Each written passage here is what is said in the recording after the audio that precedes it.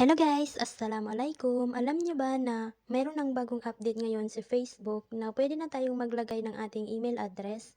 Kasi guys, dati ay ang ilalagay lang natin ay ang ating mga phone number. So ngayon ay pwede na tayong mag-add ng ating Gmail address.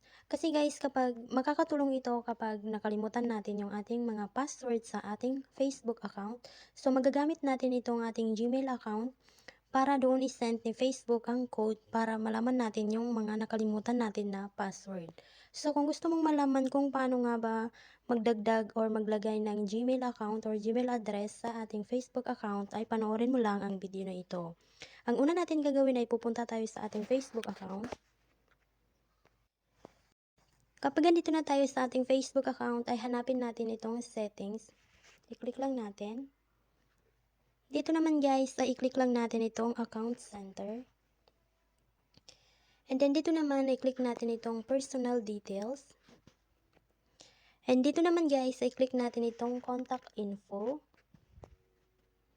And then i-click natin itong add new contact. So dito guys pwede tayong mag-add ng mobile number and then yung email natin. So i-click natin itong email. Add email.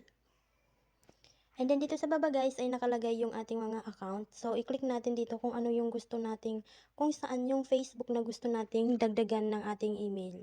So i-click natin itong nasa unahan. Lalagay natin dito yung ating email address. And kapag nalagay na natin guys, i-click lang natin itong next.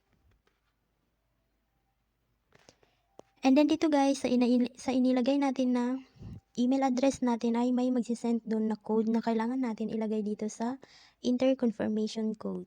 So dito guys, puntahan nyo lang ang inyong email application and then makikita nyo dito yung message ni Meta. So makikita natin dito yung code na sinend niya and then ilalagay natin doon sa ating Facebook. Makikita natin guys ay nalagay na yung ating email dito sa contact info. So dito guys ay makikita na natin na naka-display na dito sa ating contact info yung email address na nilagay natin sa ating Facebook account.